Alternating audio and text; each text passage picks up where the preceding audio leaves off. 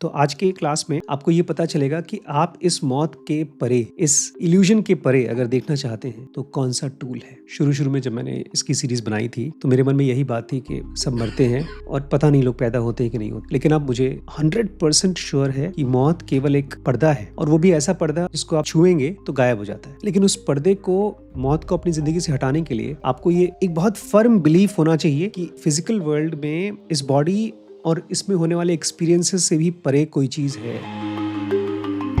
हमारी जिंदगी 24 घंटे एक्सपीरियंसेस से गवर्न होती है।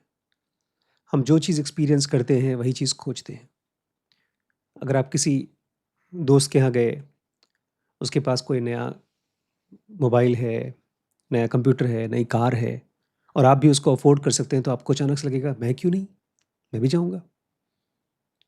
कोई फिल्म देख करके आया, बता रहा है बहुत अच्छी फिल्म है, तो आप तुरंत खोजेंगे, देखेंगे। तो मैं आपसे ये कहना चाहता हूँ कि इसको एक फ़िल्म की तरह मान लीजिए। जैसे आपने कांतारा फ़िल्म देखी तो आपको एक अंदर में डाउट शुरू हुआ, क्या पता होते हो भगवान? तो भगवान अगर हैं तो उनकी क्वालिटी क्या है? सबसे पहली क्वालिटी भगवान की है, शी इज़ डेथलेस। कोई मौत नहीं है। तो अगर भगवान के लिए मौत नहीं है, तो हमारे लिए भी मौत नहीं है। क्योंकि हम रोज़ देखा जाए तो एक तरह की मौत को जी के आते हैं, और कोई सरप्राइज़ भी नहीं होता। हम रात को आँख बंद करते हैं, सो जाते हैं, मतलब मर जाते हैं, और फिर सुबह ज़िंदा हो जाते हैं। लेकिन एक बड़ी ख़ास चीज़ होती है, उस 6-7 घंटे का कोई एक्सपीरियंस नहीं होता। पता है क्यों? क्योंकि कोई मेमोरी नहीं बनती। मान लीजिए आपको एक ऐसे समुद्र में भेजा जाए जहाँ आस-पास कुछ भी नहीं है, कुछ भी नहीं है, और आपके नज़दीक में भी कुछ नहीं है। आप एक नाव में बैठे हैं, जा रहे हैं, जा रहे हैं, जा रहे हैं, बहुत देर तक जा रहे हैं, और कुछ भी आपके आस-पास बदल नहीं रहा है। सब कुछ वैसे का वैसा ही, यहाँ तक कि दिन और रात भी नहीं बदल रहा है, वो भी एकदम वैसा ही है। तो आप कन्फ्यूज़ हो जाएँगे। मेमोरी बनना चाहिए मौत को जीने के लिए, मौत को एक्सपीरियंस करने के लिए। ये ज़िंदगी जिसको हम जी रहे हैं, ये एक्चुअली बंडल ऑफ मेमोरीज़ है, स्टोरीज़ है। तो आज के क्लास में आपको ये पता चलेगा कि आप इस मौत के परे, इस इल्यूजन के परे अगर देखना चाहते हैं, तो कौन-सा टूल है। ये एक किताब है डॉक्टर माइकल न्यूटन की, डेस्टिनी ऑफ सोल्स। इसमें से हम इस वीडियो को बना रहे हैं। डॉक्टर माइकल ने 69 अलग-अलग लोगों को पास्ट लाइफ रिग्रेशन कराया है, और पास्ट लाइफ में जाने के बजाय वो सब चले गए अपने 2 जन्मों के बीच में, और वहाँ हम कैसे जीते हैं, ये सब उसकी कहानी है। लेकिन कैसे किया उन्होंने? लोग जब पास्ट लाइफ रिग्रेशन करते हैं ना, ये उससे कहीं गहरा करते हैं। अभी हमने रिसेंटली एक हिप्नोसिस के ऊपर एक किताब मंगाई है। हिप्नोसिस एक तरीका है जहाँ आप मेमोरी के रस्सियों को तोड़ करके घुस सकते हैं अंदर। डॉक्टर माइकल कह रहे हैं, मैं अपने सभी मरीजों को हिप्नोटिक रिग्रेशन में ले जाता हूँ, लेकिन एक सिस्टमेटिक तरीके से। उसमें उनको मैं कुछ सीरीज ऑफ एक्सरसाइजेस कराता हूँ। वो हम सब भी सीख करके करा सकते हैं। पहले खुद के साथ करें, बाद में अपने लोगों के साथ। अभी मैं आप लोगों को बताने वाला हूँ कि कैसे आप खुद अपने रिग्रेशन को कर सकते हैं और उस दुनिया में जा सकते हैं जहाँ पर आप एक डेथलेस स्टेट में रहते हैं। लेकिन ये बिना एक्सपेरिमेंट के कोई फ़ायदा नहीं है। इसमें सबसे पहले आपको पता है क्या करना पड़ेगा? मेमोरीज़ को काटने के लिए आपको ज़रूरत है उन मेमोरीज़ को पकड़ना जो पास्ट की है। कुछ ऐसी मेमोरीज़ हैं जो हम ऑलमोस्ट पूरी तरह से भूल गए हैं, पहले उनको जगाना होगा। क्योंकि जब आप अपने पास्ट के इमेजेस को ध्यान से देखते हैं, उसको एनालाइज़ करते हैं, तब आपको ये भी ध्यान रहता है कि हाँ, वो मेरी लाइफ़ है, बजाए कि मैं कल्पना कर रहा हूँ। जैसे मैं अक्सर आप लोगों से अपने ज़ेनोगा के वीडियोज़ में बात करता हूँ, तो अक्सर बोलता हूँ, आप लोगों से पूछता भी हूँ, अर्लीएस्ट मेमोरी कौन-सी याद है? वो आपको हेल्प करेगी आपके पास्ट में ले जाने के लिए। क्योंकि वहीं पर वो स्टेज है जहाँ आप एक डेथलेस कॉन्शियसनेस में से एक डेथ वाले कॉन्शियसनेस में आए हैं। तो कौन-सी मेमोरी है आप लोगों की पास्ट की अर्लीएस्ट मेमोरी? सबसे पहली मेमोरी शीश को काशीनगर याद, मतलब 4 साल के बाद से इसकी मेमोरी स्ट्रॉन्ग हुई है। आपकी? ऐज नहीं, वो स्पेसिफिक मेमोरी सोचिए जो आपको याद हो। दादी के साथ। दादी के साथ मेमोरीज़, राइट, राइट। वैभव आपको? जो भी अर्लीएस्ट है। केवल फोटो याद है और कुछ। कौन-सी फ़ोटो? लोग खेल रहे हैं, फिफ्थ क्लास में बस खेल रहे हैं, वही याद है, बहुत कुछ क्लियर नहीं फिफ्थ आता। क्लास में मतलब 10 साल की उम्र में। हम्म, वाओ! अच्छी बात है, कोई बात नहीं।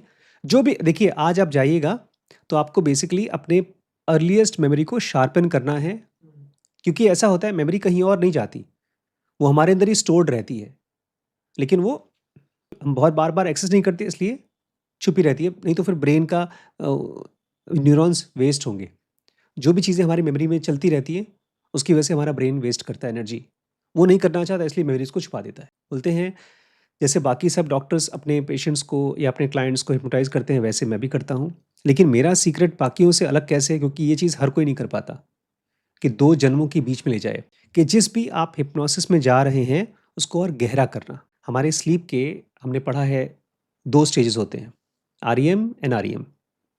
लेकिन जब आप किसी को हिप्नोटाइज़ करते हैं, तो उसमें एक तो होता है नॉर्मल अल्फा स्टेज, इसमें कि आप ये रूटीन थॉट्स जो बातचीत करते हैं, लोगों को देखते हैं, उसके बारे में सोचते हैं, उससे अलग हट करके आप जाते हैं अल्फा स्टेज में। उससे भी गहरा ये बता रहे हैं थीटा स्टेज होता है। मैं अपने क्लाइंट्स को वहाँ ले जाता हूँ, वहाँ से वो लोग अपने सुपर कॉन्शियस स्टेज को एक्सपीरियंस कर पाते हैं। देखिए, हम लोगों को रोज़ एक तरह से हिप्नोसिस होता है। जब हम सोते हैं और दूसरी दुनिया में जाते हैं, सपने की दुनिया में, वो एक तरह का हिप्नोटिक स्टेज है। हम्म, तो यही चीज़ आपको कॉन्शियसली करना है। डॉक्टर माइकल कह रहे हैं, मैं अपने मेरा मेथोडोलॉजी क्या है, ये आप ट्राई कर सकते हैं अपने आप को। 1-1 घंटे के लिए ये अपने क्लाइंट्स को फॉरेस्ट और सी शोर के इमेजेस के बारे में बोलते हैं, देखो।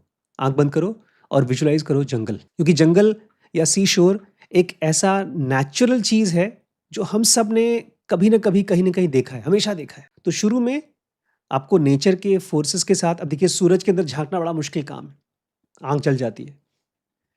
आसमान कुछ दिखता ही नहीं है, लेकिन जंगल में कुछ तो दिखता है मूविंग, समंदर में भी कुछ वेव्स दिखाई देती हैं। उसके बाद बोलते हैं मैं अपने क्लाइंट्स को ले जाता हूँ चाइल्डहुड ईयर्स में, उनके बचपन के सालों में। आपको तो फिर भी 10 साल की उम्र का याद है। बोलते हैं मैं अपने क्लाइंट्स को पूछता हूँ डिटेल, कौन-कौन से फर्नीचर तुम्हारे घर में थे? जैसे अभी तुरंत मुझे याद आ रहा है, हमारे घर में एक सोफ़ा था जो केबी 22 में था। जीसी 31 का डिज़ाइन मुझे याद है। उसी डिज़ाइन के घर में राकेश चाचा लास्ट रहते थे। शायद इसलिए भी याद है क्योंकि हम उनके घर में भी गए हैं। तो ये बोलते हैं आपको पास्ट में ले जा करके अपने बचपन के कमरों का क्या देखना है? फर्नीचर। अगर आप बचपन में कोई फ़ेवरेट कपड़ा पहनते थे, उसको याद करिए। मुझे अभी याद आ रहा है, इफ़को में एक अंकल आए थे, दवे अंकल, और वो मेरे लिए और मेरे भाई के लिए एक शर्ट लेकर आए थे। मुझे लगता है मेरा पहला शर्ट था। उसके पहले हमेशा टी-शर्ट ही पहनाती थी मम्मी। शर्ट खाली स्कूल में पहनाया जाता था, स्कूल का शर्ट किसको पसंद आता है? और वो शर्ट तो मैंने पता नहीं कितने दिनों तक पहना है। बस वही शर्ट निकाल के पहनते थे। शुरू-शुरू में उसको त्योहार में पहनाया जाता था, बाद में उसी को पहनते रहते थे। और वो खिलौने कौन-से आप फ़ेवरेट थे जो आपके? उसको सोचिए, और धीरे-धीरे आप अगर याद करेंगे, करने की कोशिश करेंगे, तो 2-3 साल की उम्र में आप कौन-कौन सी चीज़ों के साथ में जिए हैं, वो शायद याद आ जाए। शायद आपको बचपन में याद आ जाए आपकी दूध की बोतल का शेप कैसा था। हम्म, आपकी मम्मी की साड़ी शायद याद आ जाए, या कोई पड़ोस में एक दीदी थी, हम लोग के पड़ोस में, वो बाद का है, केबी 22 का है। जीसी 31, सोचिए मुझे अपने घर का नंबर याद है, जीसी 31, और बाद में सेकंड जो हाउस था, वो केबी 22 था। इस बीच में हम लोग गए थे एक और घर में, उसका नाम नहीं याद है क्योंकि हम एक ही दिन के लिए रुके थे वहाँ। बाद में मम्मी को बहुत खराब सपना आया था, तो वहाँ से फिर हम शिफ्ट कर गए थे। वो सबसे अच्छा घर था, suppose to be D type quarter जैसे एनटीपीसी में। हम्म, लेकिन मम्मी को डर लग गया। कुछ उनको भूत-प्रेत टाइप का सपना आया था कि तुम्हारे घर में क्यों रह रही है? तू जा यहाँ से। सुबह उठ कर के पापा जी को बोला चलो यहाँ से जाना है। फिर हम लोग वापस चले आए। तो बेसिकली डॉक्टर माइकल कह रहे हैं, जब आप अपनी मेमोरीज़ को ऐसे-ऐसे जोड़ते हैं पास्ट से, तो आप पहुँच जाएँगे अपनी डेथ सीन पर, पिछले जन्म की डेथ सीन पर, और ये एक तरह का ब्रिज है। मैं जा रहा हूँ पास्ट में, अब माँ के गर्भ में आ गया। और देखिए एक चीज़ सच है, जन्म तो सच है, जो हम पैदा हुए माँ के गर्भ में थे, वो तो सच है। अगर आप ये चीज़ मानते हैं कि आपका पहले भी जन्म हो चुका है, जैसे कृष्ण कहते हैं अर्जुन से, अर्जुन अगर तुम ये मानते हो कि मरने के बाद हम पैदा ही नहीं होते, तब तो तुम्हें दुख होने की ज़रूरत ही नहीं है। नहीं पैदा होते, बात खत्म, वही हो रहा है जो होता है। लेकिन अगर तुम ये मानते हो कि एक आदमी मरकर दोबारा पैदा होता है, तब भी तुम्हें रोने की ज़रूरत नहीं है। क्यों? क्योंकि फिर से पैदा हो जाओगे, सोकर सुबह फिर उठ जाओगे। तो यहाँ पर आपको पहले एक चीज़ को मानना होगा एक साइंटिस्ट की तरह कि हाँ, ये चीज़ मुमकिन है। तब आप माँ के गर्भ में जाएँगे और अगर गर्भ में आए हैं, भगवान इसको भी कहते हैं गीता में कि जो आदमी पैदा हुआ है वो मरेगा ही मरेगा और जो मरा है वो पैदा होगा ही होगा। तो आप पहुँच जाएँगे अपने लास्ट जन्म के डेथ के पास। और जब आप इस चीज़ को कंटिन्यूअसली करते रहेंगे तो एक पॉइंट आएगा जहाँ पर आप इस धरती के साथ में जुड़े हुए अपनी मेमोरीज़ और इमोशंस के साथ आपका एक डिसएंगेजमेंट होगा। जिन लोगों को अपने पास्ट लाइफ याद आते हैं ना, पता है क्या होता है? वो इस जन्म के लोगों को भूल जाते हैं। ऐसी ढेर सारी कहानियाँ हैं, वो बोलते हैं हमारा घर ये नहीं है, हमारा घर वहाँ है, उस गाँव में रहता हूँ मैं।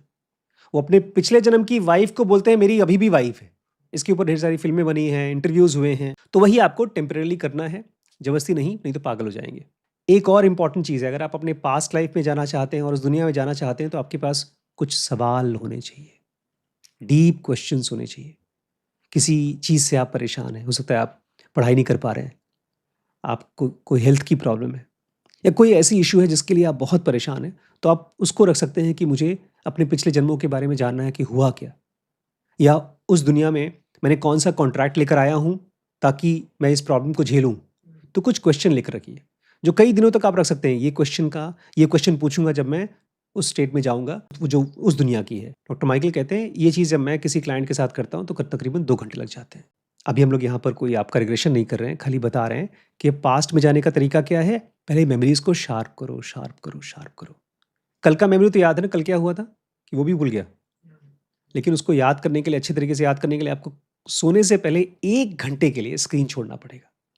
क्योंकि जो भी हम वीडियोज़ देखते हैं ना, वो वीडियोज़ हमारे पर्सनल एक्सपीरियंस के साथ में घुस करके उसको खराब कर देता है, पॉल्यूट कर देता है। हमारे जब हम बचपन में छोटे से थे, ये जो मैं मेमोरीज़ बता रहा हूँ, क्यों बिल्डअप हो पाई है? जीसी 31 में पता है मेरी उम्र कितनी थी? बब्बू पैदा हुआ था। मेरे सामने मुझे याद है बब्बू घर में ही पैदा हो गया था। वो सीन मुझे याद है। उस समय मेरी उम्र पता है कितनी थी? 3 साल।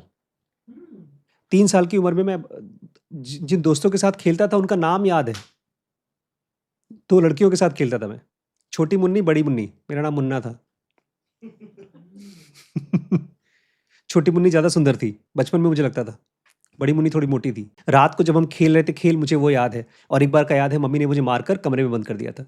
पापा से लड़ाई हुई थी, कमरे में मुझे बंद कर दिया था। मैं ही मार खा सकता था और कोई था नहीं अपना गुस्सा निकालने के लिए। बब्बू भैया जस्ट पैदा हुए थे। शायद उस समय प्रेग्नेंट रही हूँ मम्मी। उस टाइम का मुझे याद आना शुरू हुआ है। मैं पैदा हुआ था अहमदाबाद में। वहाँ का कोई मेमोरी नहीं है मुझे। मेरे ख्याल से 2 साल तक की उम्र, 2.5 साल तक की उम्र तक मैं अहमदाबाद में था। अगर मैं अपने आप को थोड़ा-सा कॉन्शियसनेस को और पुश करूँ कि क्या हुआ था अहमदाबाद में, बचपन में मैं कैसा था, कौन से घर में था, तो याद भी आ जाए। बाय द वे मेरे पास फ़ोटो है, अहमदाबाद की फ़ोटो है, मम्मी ने भेजा है अभी भी। ब्लैक एंड व्हाइट फ़ोटो है, मम्मी ने एक पजामा और कुछ पैंट और शर्ट पहन रखा है, मुझे गोद में ले रखा है। तो कुछ याद भी आ सकता है, क्या पता, उससे जो रियल मेमोरी है वो जग जाए। तो धीरे-धीरे आपको अपनी रियल मेमोरी को पकड़ करके पहुँचना है अपने पैदा होने की स्टेट पर और फिर जाना है पास्ट में। लेकिन आम तौर पे लोग करते हैं past life regression. Doctor Michael वो नहीं करते हैं। डॉक्टर माइकल करते हैं लाइफ बिटवीन लाइफ रिग्रेशन। और जब लोग उसमें से होके आते हैं तो एकदम ऑ होता है उनके अंदर में। वाओ! जैसे एक क्लाइंट था इनका, बोलता है तुम बिलीव नहीं कर सकते कि कैसी होती है स्पिरिट। स्पिरिट्स में मतलब हमारी जो आत्मा का स्टेट है वो बहुत ही डाइवर्स है और कॉम्प्लेक्स फ्लूइड क्वालिटी होती है उसमें, जैसे कोई तैरती हुई चीज़ हो। और ये माइंड जिसके ज़रिए मैं उसको देखने की कोशिश कर रहा हूँ, समझने की कोशिश कर रहा हूँ, उसको समझ नहीं सकता। It is beyond my ability to interpret. हमारी दिक्कत ये है, हमारा माइंड किसी भी चीज़ को देखेगा ना तो बड़बड़ शुरू कर देता है। जैसे अगर ये वीडियो रिकॉर्ड हो रही है और आवाज़ साफ साफ रिकॉर्ड नहीं हो रही है, दूर से माइक आ रहा है, तो क्या होगा? डिस्टर्बेंसेस होंगे। तो जब हम किसी चीज़ को इंटरप्रेट करने की कोशिश करते हैं तो वही डिस्टर्बेंसेस थॉट्स के और इमोशंस के हमको देखने से रोक देते हैं। डॉक्टर माइकल कहते हैं मेरे बहुत से पुराने क्लाइंट्स ने मुझे बताया कि जब वो अपनी इमॉर्टैलिटी को जी के आते हैं तो उनकी लाइफ चेंज हो जाती है। मतलब जब वो जी के आते हैं कि हम तो मर ही नहीं सकते, तो उनकी लाइफ बदल जाती है हमेशा के लिए। एक चिट्ठी लिखकर एक उनके क्लाइंट ने भेजा था कि मैंने एक बहुत ही इनडिस्क्राइबेबल, मतलब एक बहुत ही एक ऐसा एक्सपीरियंस किया है जॉय का और फ्रीडम का, जो मैं डिस्क्राइब नहीं कर सकता। और ये कहाँ से आया है? By learning my true identity. जब मैं अपनी ट्रू आइडेंटिटी को मैं महसूस करके आ पाया। और ये आदमी लिखता है, और कमाल की चीज़ ये है कि ये पूरी की पूरी नॉलेज एक्सपीरियंस मेरे पास पहले से ही था, मेरे ही माइंड में था। मैं जब वहाँ गया तो मैं अपने टीचर से मिला, मेरी भी मास्टर टीचर से मेरी मुलाकात हुई है। मेरी तो अभी हुई है, कुछ साल पहले, मॉलिक्यूलर वर्ल्ड में। तो जब मैं उनको मिल करके आया तो एक ग्लोइंग स्टेट था मेरे लिए, ऐसा लगता है जैसे मैं खुद दैव हो गया हूँ, डिवाइन स्टेट थी। और वहाँ से मुझे ये समझ में आया कि इस ज़िंदगी में जो सबसे इम्पॉर्टेंट चीज़ है कि हम कैसे जीते हैं और हमारे आसपास के लोगों को कैसे ट्रीट करते हैं, इज्जत देते हैं, अफेक्शन देते हैं, रिस्पेक्ट देते हैं, या सामान की तरह यूज़ करके फेंक देते हैं। हमारी ज़िंदगी की सिचुएशन अमीर हैं कि गरीब हैं, आप जब उस डेथलेस स्टेट को जी के आएंगे तो आप देखेंगे उसका कोई मतलब ही नहीं है। वो एक सपने की तरह है। जैसे आप एक कमरे में गए, एक स्कूल में गए, एक दुकान में गए, अब उसका कोई मतलब नहीं है। जो सबसे इम्पॉर्टेंट है वो है आपका कंपैशन और एक्सेप्टेंस, कि किस तरह से आप बाकियों के, दूसरों के प्रति कंपैशनेट होते हैं और एक्सेप्ट करते हैं। मैंने इस चीज़ को देखा है, आप दोनों का रवैया उस बच्ची के रवैये से अलग है जो भी गई है। मेरे साथ नहीं, बाकी छोटे छोटे स्टाफ के साथ। बहुत से लोग ऐसे होते हैं अपने नौकरों के साथ, ऐसे ट्रीट करते हैं जैसे वो मशीन है। आप दोनों ऐसे ट्रीट करते हैं जैसे वो भी इंसान है। ये बहुत फ़र्क पड़ता है, इसलिए क्योंकि हम जितना कंपैशनेट हैं उतना ही अपनी सोल के पास हैं या सोल के पास पहुंच रहे हैं। बहुत जगहों पर हम ये कर सकते हैं, अरे मैं क्यों उसको हेल्प करूं, अपना पैसा उसके ऊपर मैं क्यों खर्च करूं, ये मेरा पैसा है, ये मेरी जिंदगी है। लेकिन उस सोल की दुनिया में आप देखेंगे वहां पर कुछ मेरा है ही नहीं, क्योंकि वहां पर कोई चीज मरती नहीं है। ये आदमी लास्ट में लिखता है, मुझे पता चल गया है, पहले मुझे लगता था, फीलिंग आती थी कि शायद मुझे कहीं जाना है, क्या करना है। अब मुझे पता चल गया है कि मैं यहाँ क्यों हूँ और मौत के बाद मैं कहाँ जाऊँगा। डॉक्टर माइकल कहते हैं, मैं यहाँ पर 67 केसेस के जरिए ढेर सारी चीज़ें आपको बताऊँगा और कुछ कोट्स भी दूंगा। और मैं ये सब बड़ा जानकार आदमी हूँ इसलिए नहीं, एक तरह से मैं रिपोर्टर हूँ, मैं मैसेंजर हूँ इन लोगों का। बोलते हैं अक्सर मैं पब्लिक के सामने बोलने जाता हूँ तो मैं हमेशा बोलता हूँ कि ये मेरा सच है, मेरा, ज़रूरी नहीं कि आप इसको माने, ये मेरा सच है और मेरी लाइफ है, मेरी स्पिरिचुअल लाइफ। डॉक्टर माइकल कहते हैं सच को जानने का, ईश्वर को जानने का बहुत से दरवाजे हैं। कोई आदमी ध्यान करता है, कोई भक्ति करता है, कोई मंत्र जप करता है। मेरा कहाँ से आया है? ढेर सारे लोगों से मिल करके, उनको पास्ट लाइफ में, उनके लाइफ्स बिटवीन लाइफ्स में ले जा करके जब मैंने उनकी बातें सुनी तो वो मेरे ऊपर ग्रेस की तरह आया, ईश्वर की अनुकंपा की तरह आया। अगर मेरी बातें जो मैं आपसे कह रहा हूँ आपको अगर नहीं समझ में आती, आपके बिलीफ के हिसाब से, आपके फेथ के हिसाब से, आपके प्री कॉन्सेप्शन के हिसाब से नहीं बैठती हैं, आपकी फिलॉसफी के हिसाब से नहीं बैठती हैं, तो मैं आपसे रिक्वेस्ट करता हूँ जो चीज़ आपको ठीक लगे उसको रखिए, बाकी डिस्कार्ड कर दीजिए। मैं आपको फोर्स नहीं कर रहा हूँ कि आप इसको मानिए। दोस्तों मैं भी आपसे यही रिक्वेस्ट करूँगा, इस सीरीज़ में आप इसको फिल्म की तरह देखिए, कहानी की तरह देखिए, और धीमे धीमे अगर ये सच है तो आपको अपनी डेथलेसनेस का एक्सपीरियंस होना शुरू हो जाएगा। अगर आपका कोई डियर एंड डियर वंस गया है आपको छोड़ करके, तो उसकी कमी आपको फील नहीं होगी, क्योंकि उसकी प्रेजेंस आपको फील होगी। ठीक है, कल हम शुरू करेंगे death, grief and comfort, second chapter of destiny of souls, जो आपको ये धीमे धीमे, ये पूरी सीरीज आपको हेल्प करेगी ये बिलीव करने में कि कोई डेथ नहीं होती है, हम सब एटर्नल हैं, डेथलेस हैं। दोस्तों सीरीज़ जो आपने अभी भी देखा ये dkbrains.com पे अवेलेबल है, और अब हमने कुछ नया किया है इस प्लेटफॉर्म पे।